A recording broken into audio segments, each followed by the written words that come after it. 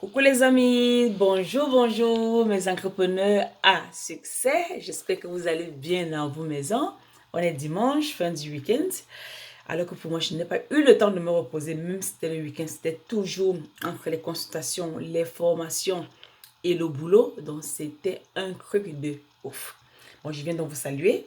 Et j'ai été un peu absente sur les vidéos cette semaine parce que j'ai eu un calendrier qui ne m'a pas laissé trop le temps de venir vous faire un petit coucou. Là encore, c'est moi, celle qui s'est donnée pour mission de former les chefs d'entreprise à une meilleure gestion, pour ne pas dire une gestion efficiente de leurs finances. Donc, je vais les aider à réduire de 20 à 40% du coût de leurs dépenses et à créer donc des stratégies pour minimiser les taxes et du coup donc augmenter le profit. Parce que comme dans l'entreprise, qu'on minimise les coûts de production, alors qu'on minimise le coût des dépenses dans une entreprise, qu'est-ce qu'on fait? Les revenus sont déjà là et on augmente une marge de profit. Donc on a une marge de profit qui est plus conséquente que celle d'avant quand on sait gérer dans les dépenses.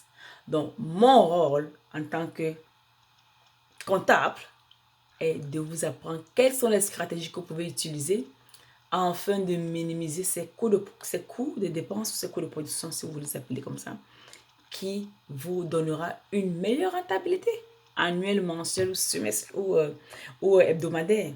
D'accord? Alors, sachez que la reste Inc.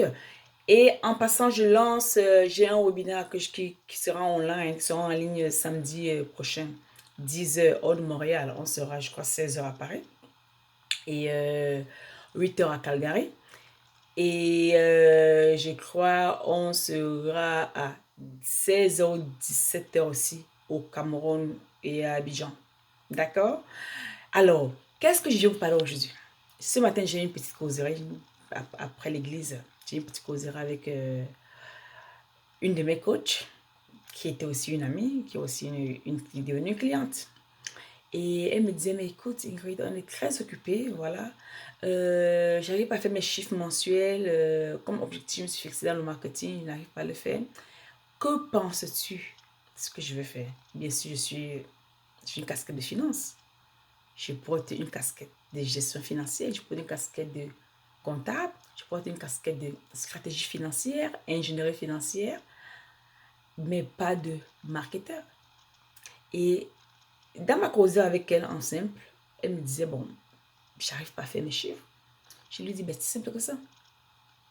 Est-ce que tu t'es fixé les objectifs qu'il te faut?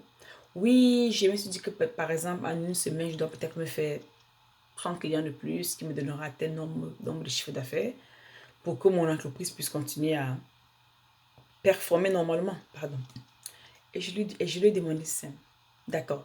Si tu atteins ces objectifs et le marketing qui est nécessaire, que penses-tu que pour être le problème? Et dans ma discussion avec elle, je me suis rendu compte qu'effectivement, peut-être le marketing est là, mais il y a toujours les stratégies de marketing qui permettent de booster en fait ces clients-là, qui permettent de créer le déclic dans cette vente-là, qui pourra faciliter en fait du prospect au client. Et c'est ça qu'il lui fallait. Donc, et je vais donc partager ça avec vous aussi parce que je sais qu'aujourd'hui, il y a des gens qui vont se dire, mais tu es sur les réseaux sociaux, effectivement, tu es Clarisse Investment Group. Oui, bien sûr, on veut bien faire le live, mais est-ce que vous êtes prêt à vouloir sortir de cette dépense fabuleuse, si je peux l'appeler ainsi, que votre entreprise sévit? Est-ce que vous êtes prêt à dire, mais qu'est-ce que j'ai payé avec 500 000, 1 million? Que la monnaie d'échange ne soit pas un problème, mais est-ce que vous avez en fait envie de savoir quel coût vous allouez à quelle partie de votre entreprise? Quand vous allez commencer en fait à être regardant sur les dépenses, comme les dépenses de votre maison, vous comparez très rapidement que est-ce qu'il est possible que j'épargne ou je n'épargne pas? Est-ce que le salaire que j'ai mensuellement ou sur les 2 semaines ou alors sur la semaine, pourquoi je n'arrive pas à m'en sortir? Mais c'est quoi le problème? Est-ce qu'il y a quelque chose que je dois faire ou que je n'arrive pas à faire ou que je ne fais pas bien afin de pouvoir dégager en fait cette épargne quand on est individuel Ou alors, c'est de rentabilité, c'est de marge. Quand on est en entreprise, c'est quoi la situation ici? Et ça passe par un diagnostic. Ça passe vraiment par un diagnostic. Ça donne envie de se redécouvrir, ou alors de redécouvrir en fait ses finances, ou de redécouvrir en fait son entreprise. Et quand on va chercher au plus profond de cette entreprise-là, on verra très facilement. Ce qui n'a pas marché, on pourra donc rebondir. Et ma cliente, qui est mon amie, elle n'est même pas dans les industries. Elle vend du service aussi. Mais je vais particulièrement m'adresser à ceux qui font dans les industries. Peut-être du restaurant, peut-être